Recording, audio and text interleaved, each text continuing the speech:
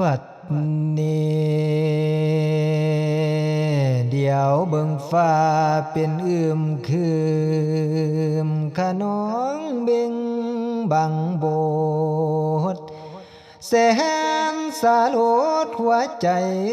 ให้วันไหวดือไทยกูมรสุมทุกวันนี้ย้อนมีแนวความผิดพลาดบ่สามารถยับยั้งมันขังคออยู่บ่เศร้าข้าวมือแลงและมือเศร้ามันเน่าอังในอุราเกิดปัญหาทั้งสายแดนแล่นเข้ามาตำต่อห้อง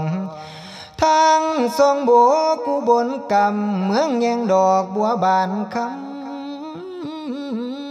เคยสำลันแต่สร้างก่อเมืองภาวะพัตตาเพิ่นสร้างไว้เฮาได้ดอกอยู่กิน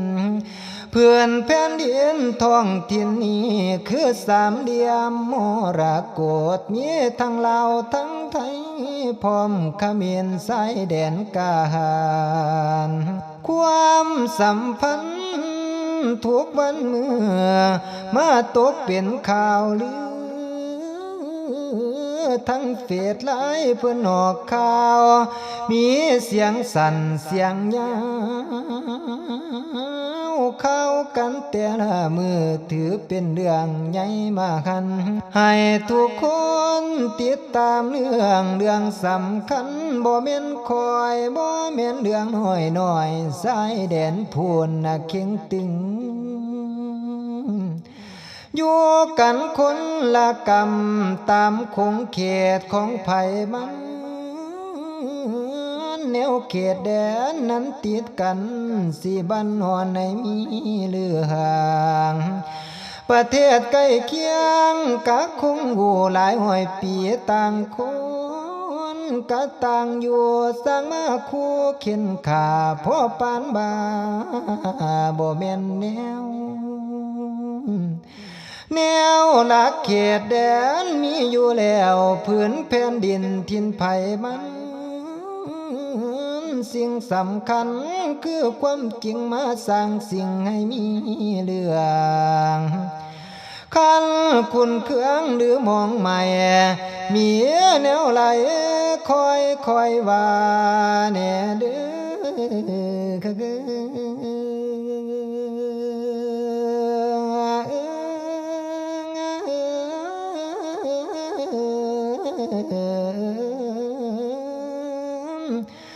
เคยอยู่วามกันมาเศร้าโลกเพิ่นกาผู้สิมาสู่พอเดืองยังอย่าให้เกิดพลาดพังหลายเรื่องทั้งความเคียดความมักแพงความเป็นเมียอย่าให้มันไม่มาห่างบ่ควรมาเอาของกันได้ง่ายกิเลสหนาย้อนว่าความอยากได้แม่นไผแนวสิว่าดีความมักกันแต่ก่อนเกี่ยสมัยเก่าเศร้าลดละไปสายแดนเฮาได้ง่วมเหงาบ่สดซื่นความสามัคคีเคยฟังแน่นมาคนแค้นบ่เป็นท่ามีปัญหาเกิดขึ้นเพราะว่าความอยากได้ไผเสียงให้ว่าไงได้บ่ดูตนสั่นบ่ปวงภาษาน้องได้ไปมาง่ายอาศัยกัน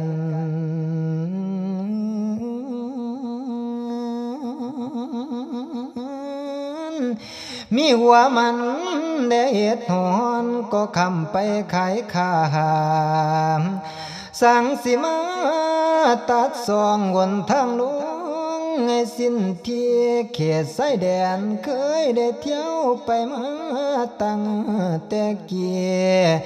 ความเป็นเพียแดนห้องมาขาดของแตกสลายแนมเบิ่งกันตั้งแต่ตาไปหากันกะบ่ได้เป็นเรื่องใหญ่ไผมาหันแน แนวบ่มีอุณหภูมิวาดแม่นสิหนาวหรือร้อนอยากขอวอน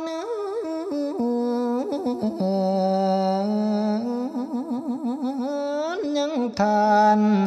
ขอประสานด้วยเสียงแลให้ลดลาความสนะหรือว่าแพ้แล้วหันหน้า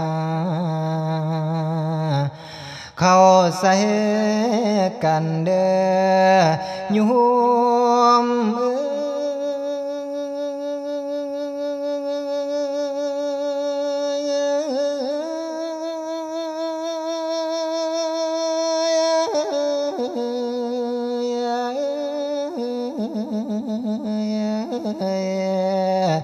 เดินลาวก็อยู่เบื้องนั้นไทยก็อยู่เมืองพี่ติดต่อกับเขมรความสัมพันธ์ที่ยืนยาวอย่าสิผ่านมาหาเรื่องเอาทั้งดีสอกวิธีนั้นปวดเปื้องเบาบางลงให้คงที่หันหน้ามากันคือก่อน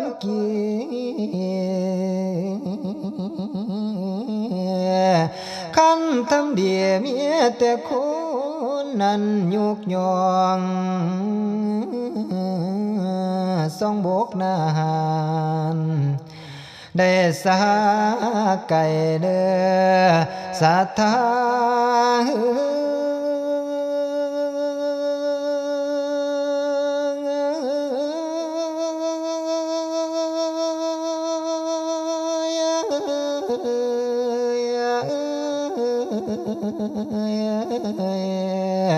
เดินประเทศไกลเด็กไกลหน่อยได้ใหญ่ว่าของไทยคำว่าทรงนั้นมีความหมายภาษาไทยเที่ยงจริงโดยแท้คำว่าบกเอามาแต่ใส่นั้นเสือนท่านแปลลองเบิ่งคำว่าบกแปลว่าแง่งภาษากรรมแก้วอีสานลูกหลานไผก็อาผัวบ่อนเคยอยู่ดินเคยนอนคนที่เคยง่อยจับตั้งแต่ปางเข้ากี่สามเหลี่ยมโมละกดว่านี่ทอได้เปียใส่อยู่เป็นหัวเขาแดนห้ามสามเหลี่ยมบ้านอยู่ร่วมกันอย่าได้เคียดสันมาปองทั้งสันติหยุดหาเวียเลี้ยวโลบมารวมกันนั้นคือเข้าโหมคันมีปลามีเขาผู้ใดมีผู้นั้นแบ่งมีหมากแตงได้หมากเต่าเอามาให้ยืนยงขอให้เป็นพี่น้องปองดองคองคือข้าวหลังในเดือ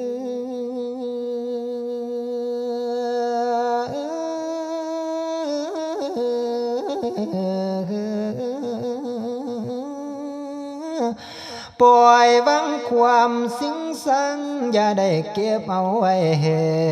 นการอภัยควรได้มีต่อกันสนองพี่จะมีแต่ความสุขขีหลีกภัยนี้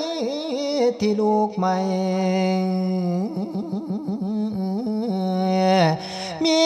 แต่ความสันติเกิดขึ้นบ่มีฮ้อนได้อยู่เย็นดานาสัทธาอยู่